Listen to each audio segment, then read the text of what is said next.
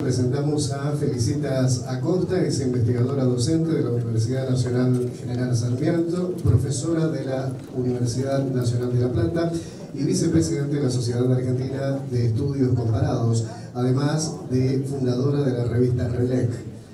En los últimos 15 años se especializó en la investigación de educación secundaria con perspectiva histórica internacional, fue consultora de organismos nacionales e internacionales y forma parte de redes nacionales referidas a nuevas formas de financiamiento de la educación. La recibimos con un aplauso. Felicitas Acosta.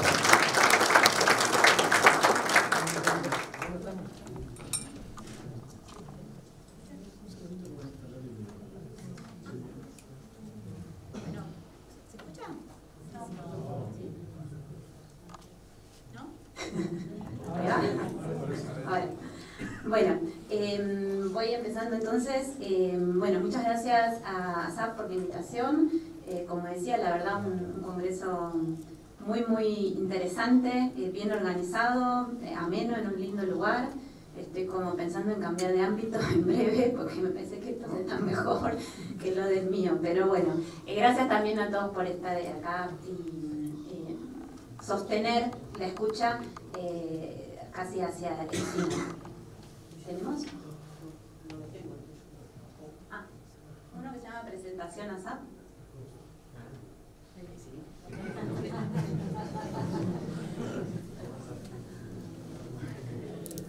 Ah, dije presentación. No. Bueno, igual puedo ir avanzando. En relación y también para no superponernos un poco con los otros colegas, yo voy a trabajar, diría, los mismos temas, pero quizás desde otro lenguaje, que no es tanto el lenguaje, aunque voy a presentar algunos indicadores, pero no tanto el lenguaje de los indicadores, sino más bien el lenguaje de la formulación de políticas educativas en una perspectiva muy particular, que es la que yo trabajo, que es una perspectiva histórica y transnacional. Entonces vamos a trabajar, o voy a intentar avanzar sobre lo que Nancy presentaba en términos de desafíos, temas pendientes sobre los sistemas educativos en América Latina, pero tratando de hacerlo desde esta perspectiva. ¿Lo tenemos o no? Yo digo para no... ¿Sí? Ah. Bueno, el primer punto que quiero plantear respecto de la situación de los sistemas educativos en América Latina y siempre también pensando en el caso de Argentina, tiene que ver con que la extensión de la escolarización de la que hablaban las colegas se da en el marco de la adhesión de todos los países ya desde hace muchos años, la adhesión a lo que fue el Pacto Internacional de Derechos Económicos, Sociales y Culturales de 1966. Ese derecho es lo que se conoce como el derecho a la educación. Ese derecho está formulado de una manera bastante interesante porque en realidad lo que dice este pacto y este derecho a la educación es que los estados tienen que garantizar que todas las personas reciban un periodo de educación obligatoria y gratuita, que corresponde a la enseñanza primaria y gradualmente a la secundaria. Esto es todo lo que dice el derecho a la educación. El primer punto que quería plantear es que tal y como está formulado y a lo que han adherido los países, es en realidad no tanto al derecho a la educación, sino al derecho a la escolarización.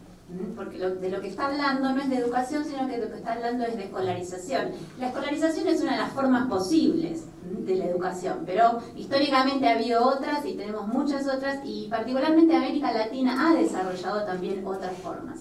Entonces el primer punto que quería plantear era, o tenía que ver con eso, cuando hablamos de derecho a la educación estamos hablando de derecho a la escolarización, que está muy bien, lo podemos sostener, pero estamos hablando específicamente de eso. El segundo punto tiene que ver con que a veces pasamos por alto lo reciente que supone esta extensión de la escolarización. En un sentido histórico, incluso podríamos decir, la extensión de la escolarización a nivel mundial no tiene más de 150 años, que no es nada. En la historia del hombre no es nada, es menos que un día, es menos que casi unos minutos. Es decir, que la escolarización es una, y así es como yo trato de entenderlo, y me parece que sirve para pensarlo en Argentina, parece ser, está como medio raro, pero bueno.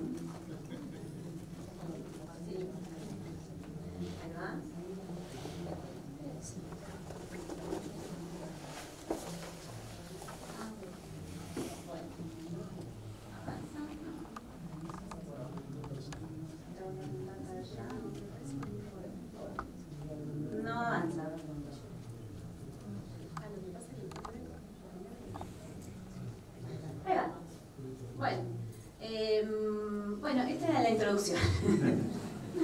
Esta es una foto que me parece muy interesante de hace algunos años en Guatemala, donde hice un trabajo para UNESCO, y me parecía interesante el contraste, ¿no? En este sentido en el que estábamos hablando entre educación y escolarización. Y acá vemos cómo claramente la profesora, esto es una escuela secundaria, ¿sí? La profesora pertenece a una de las comunidades aborígenes, ¿sí? Y usa su traje típico, y por otro lado vemos a la alumna copiando en el pizarrón. Y esto es algo que encontramos, ¿sí? Sobre todo en los países de Centroamérica. Sí, ¿qué pasó? No, sigo con yo. Ah, seguimos. Es que no puedo avanzar. Bueno, hay como que... hay como... Bueno. Yo diría que esperemos, porque si no vamos a empezar a tener un desfasaje importante. Como para no ir todo el tiempo para atrás. ¿Ahí está? No hay problema. Bien, entonces, estábamos acá, ¿sí? Es como, me interesaría también trabajar sobre estos contrastes que recién Nancy mencionaba también, ¿no? En su presentación. Lo que señalaba entonces hace un ratito sobre pensar más la escolarización y los efectos que ha tenido en sentido histórico, el primer punto refería a esta cuestión de la escolarización como una revolución cultural. A veces hasta incluso los historiadores pierden de vista la dimensión y el impacto que ha tenido la escolarización en cambiar la vida de los niños y los jóvenes. Hace 150 años los niños y los jóvenes o estaban en los campos, o estaban en las minas, o estaban en las fábricas, no estaban en la escuela. Y 150 años después, en prácticamente todo el mundo, menos algunos países como nos mostraban acá, de África subsahariana, ¿sí? La mayoría de los niños y los jóvenes pasan algunas horas del día dentro de la escuela. Y esto en muy poco tiempo. Entonces me parece que a veces cuando hablamos de la escuela, de los sistemas educativos y de los problemas que efectivamente tienen, también tenemos que entender que se trata de una revolución cultural con una historia muy, muy reciente. El segundo punto es que esta revolución cultural se da sobre la base de un modelo muy específico que es el de la escuela moderna. Y si bien ha servido para tener a muchos niños dentro de la escuela, y esto es positivo en el sentido del proceso de transmisión de saberes, también la escuela tiene unas características muy específicas. Ha sido efectiva porque a través de su forma de organización puede atender a una gran cantidad de niños al mismo tiempo. Esto es lo que hace la escuela, ¿sí? Distribuye saberes a muchos niños y a muchos jóvenes al mismo tiempo. Y eso es lo que la ha hecho efectiva justamente, y por eso se la sigue sosteniendo, sobre todo por su escala. Y si ustedes se fijan, todas las políticas sociales se aplican a través de la escuela. Básicamente, ¿por qué? Porque ahí están todos los niños y los jóvenes juntos al mismo tiempo. Pero esa forma de organizar la escuela es también el problema. Es el problema para los que no están dentro de ese ritmo de trabajo, ¿sí? En el que se desarrolla la escuela. Es un problema para los que van quedando fuera, es un problema, como bien señalaban acá las colegas, para los que se van retrasando y entonces empiezan a tener trayectorias fuera de la oportuna, y eso va generando problemas, repiten, abandonan, etcétera, etcétera, al punto que hoy internacionalmente a quienes dejan la escuela secundaria ya se los clasifica sociológicamente, se los clasifica de esa manera incluso en los censos y en los relevamientos de información, ¿sí? Los que han abandonado, en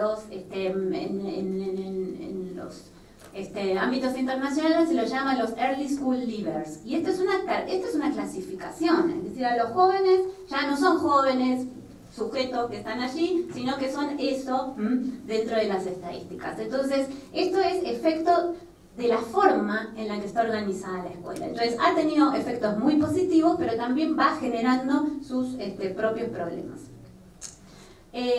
¿Cómo se extendió, y quizás acá variamos un poquito el lenguaje, ¿sí? ¿Cómo se extendió la escolarización en América Latina? Acá las colegas presentaron muy bien cómo esto sucedió, cómo es toda la foto, digamos, y hace algunos años atrás, pero me parece que es importante pensar este proceso, ¿sí? Extensión de la escolarización en América Latina, como un proceso histórico que forma parte de procesos transnacionales, no es específico de América Latina, pero sí la forma en que se fue dando en la región es importante considerarla, porque entonces los puntos de partida frente a los desafíos no son los mismos. mismos.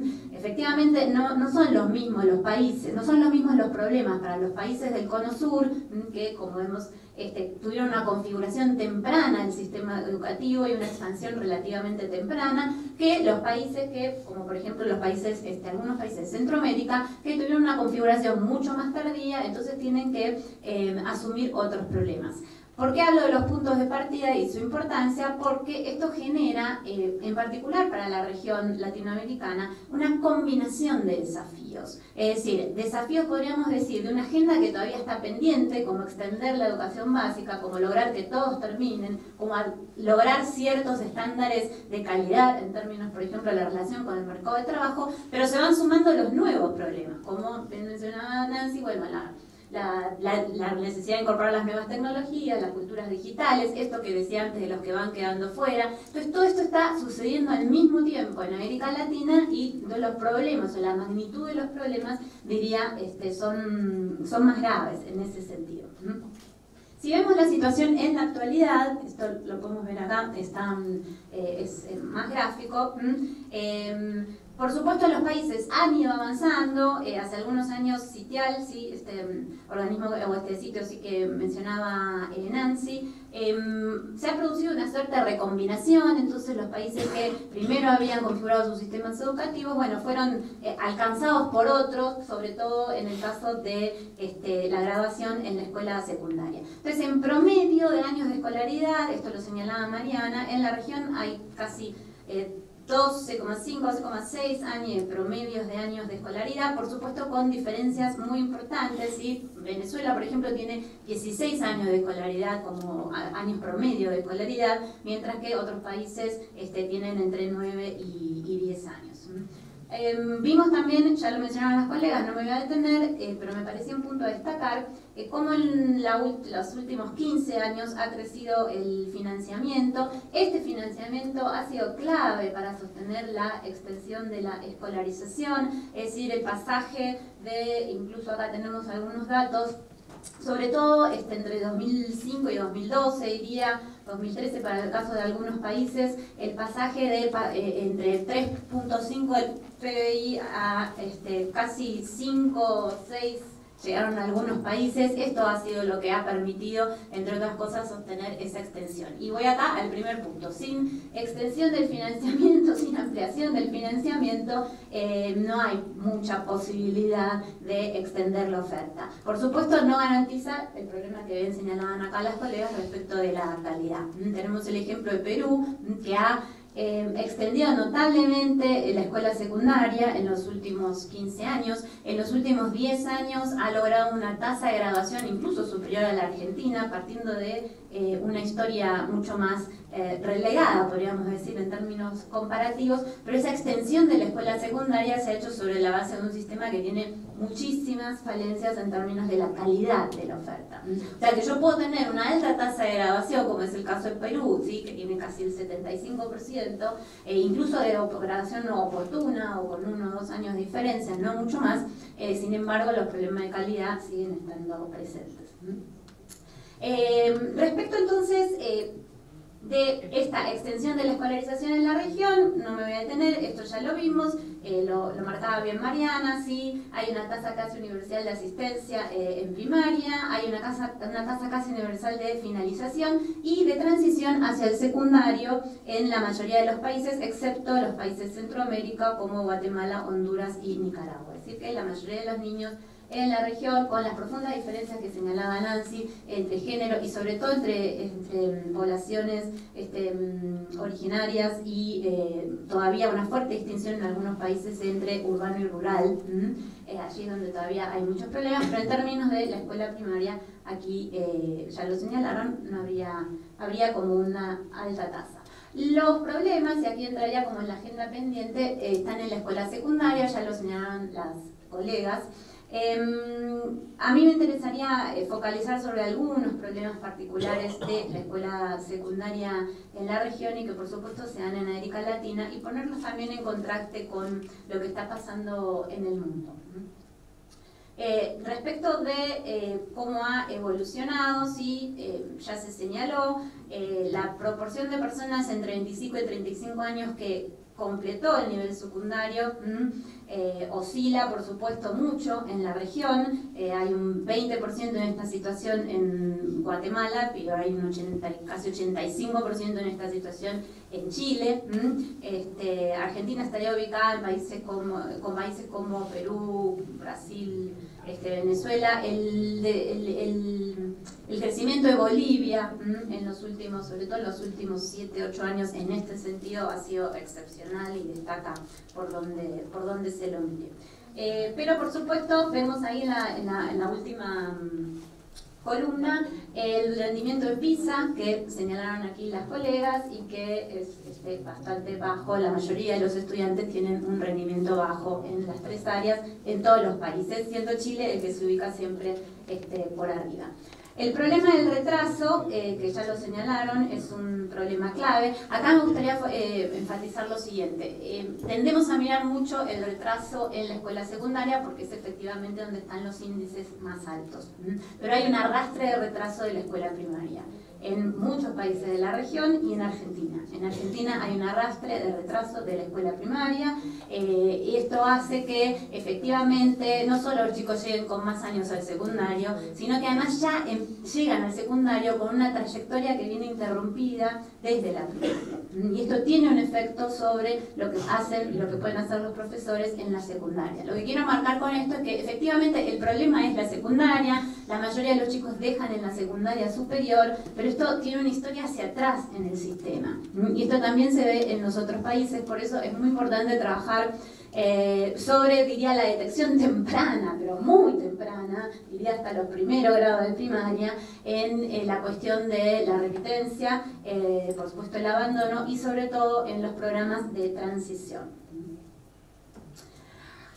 Esto me gustaría ponerlo también en relación con una perspectiva más transnacional, sobre todo en términos de las trayectorias. El problema del abandono en la secundaria no es específico a Argentina, no es específico a América Latina, es un problema a nivel, por lo menos de todos los países desarrollados, por supuesto que con porcentajes menores, ¿sí? Pero incluso la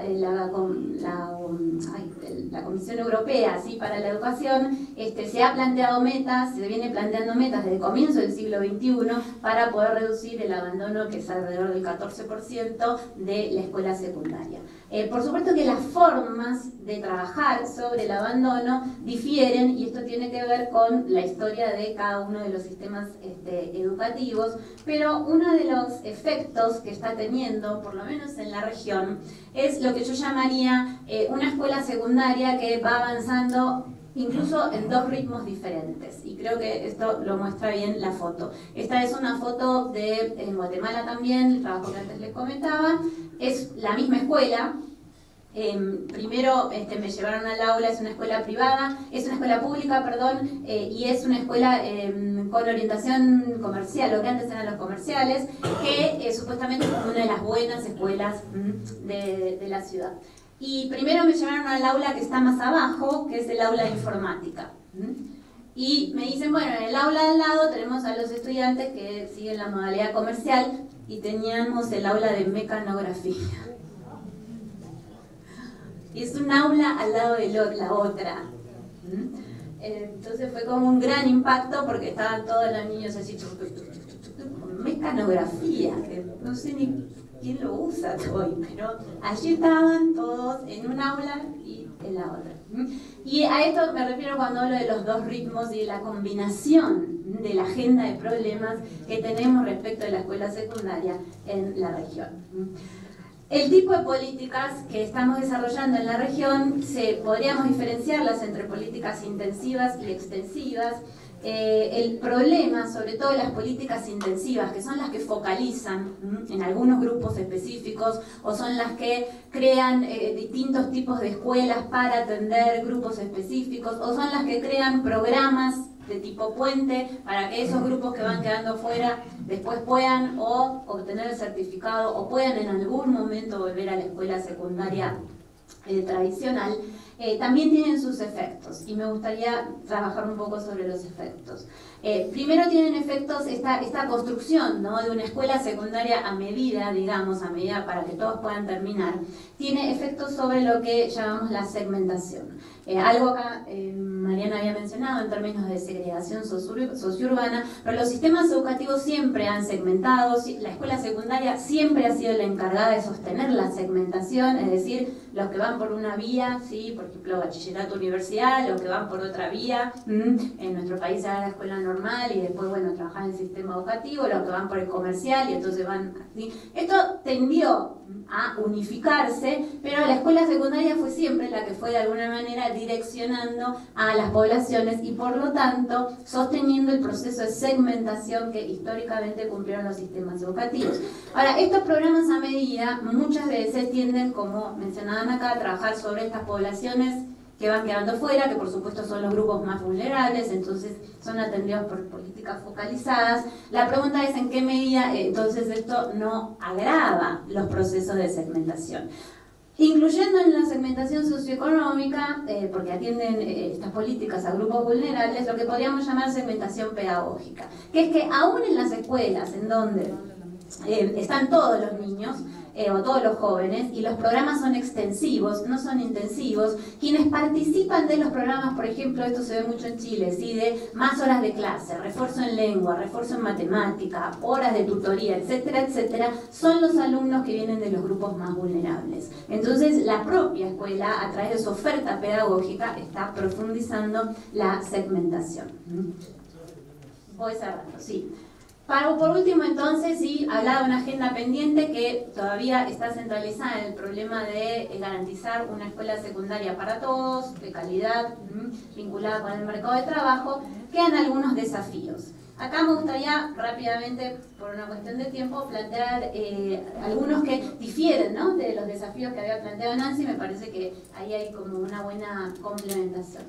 Primer desafío en esta cuestión que tiene América Latina de poder resolver tantos problemas al mismo tiempo, tiene que ver con lo que se llama una construcción de sociedades de referencia. Es decir, cuando pensamos en cómo vamos a resolver estos problemas, lo que se ve en muchos países, esto es una tendencia transnacional, es que se toman algunos modelos como sociedad de referencia, digamos la Finlandia manía que abunda, y esto tiene algunos efectos porque en la construcción de esas sociedades de referencia muchas veces lo que no se tiene en cuenta es el recorrido del propio sistema educativo. Bueno, ¿qué tendrá que ver nuestro sistema educativo con Finlandia? Es algo que debiéramos indagar antes de decir o de formular políticas que digan Finlandia es, que ni para los propios finlandeses es, porque ellos dicen que no se consideran que tienen que ser un modelo para nadie. Pero está este proceso de construcción de sociedades de referencia que se ve en todos los países de la región. Segundo, la cuestión de las evaluaciones PISA, que aquí Mariana introdujo. Se ve en los países lo que muchos autores han llamado una PISA-manía. Y supuestamente lo que nos dice PISA nos habla, por supuesto nos da algunos indicadores, sí, sobre lo que estarían pudiendo resolver los estudiantes de 15 años dentro de los sistemas educativos en relación con lo que PISA evalúa. Creo que eso es lo que nos dicen y es una información importante. Ahora también, ¿sí?, centrar las políticas educativas a partir de las evaluaciones PISA a veces puede constituirse en un fuerte reduccionismo de la oferta pedagógica.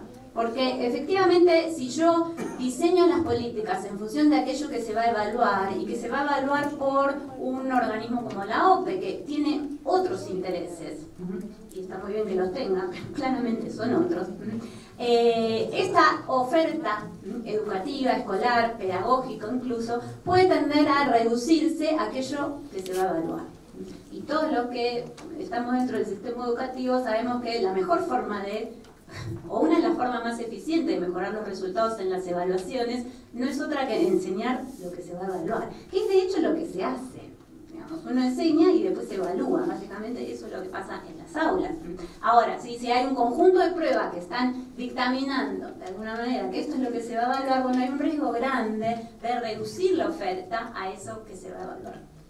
Tercer punto, lo que llaman en algunos países el escándalo PISA por el efecto que tienen los medios, y que en nuestro país, bueno, pasó esto en 2015 con la muestra que tenía problemas de representatividad. No me interesa entrar en ese tema, sí me interesa puntualizar lo siguiente. Si uno mira, y hemos hecho un estudio sobre eso, lo que sucedió solo con la prensa, con los resultados de PISA 2015 en Argentina, la discusión dejó de ser si los estudiantes rindieron bien o mal, saben, no saben, sino qué pasó con la prueba.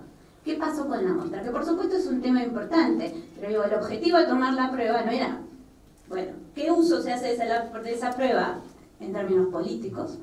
Sino, o de partido o de gobierno, sino, ¿qué pasa ahí con los resultados? Porque se somete a los estudiantes. Las pruebas PISA son muy intensas, no sé si vieron el modelo, o si se sometieron a alguna de esas pruebas, pero para los estudiantes que las hacen, sobre todo para los estudiantes de nuestro país que no están acostumbrados a ese tipo de evaluación, porque no se los evalúa de esa manera, son instancias muy, muy intensas.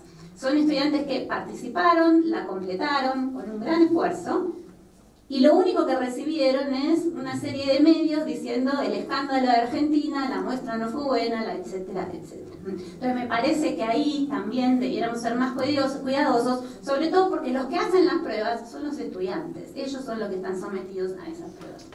Último punto, breve, porque sé que estoy sin tiempo, la cuestión de la privatización de la oferta, que me parece muy, muy importante señalar porque es un rasgo creciente de los últimos 15 años en América Latina. Todos los países, salvo Bolivia y en menor medida Uruguay, pero sobre todo Bolivia, que ha tenido una política estatal fuerte de regulación de la oferta privada, todos los países, en todos los demás países, ha avanzado, y en algunos de manera muy notable, caso de Perú, por ejemplo, la oferta privada, produciendo una segmentación mucho mayor en el sistema, acentuando los procesos de segregación socioeconómica que mencionaba Mariana. Por supuesto, como decía al comienzo, como los sistemas tienen una historia diferente y parten de desafíos diferentes, las formas en que ha avanzado la privatización de la oferta también es muy diferente, y por eso me interesaba acá marcar esa diversidad de formas, ¿sí? Entonces, simplemente para concluir, solo querría decir que, bueno, primer punto, cuando hablamos de derecho a la educación y todos los países sí abonan el derecho a la educación, estamos hablando de una forma particular que es la escolarización. Hay que mirar los procesos históricos y transnacionales que atraviesan la formulación de políticas educativas, y por supuesto también entender que la forma de organización de la escuela es a la vez la causa de su éxito, pero también contiene las causas de sus limitaciones, diríamos. Muchas gracias.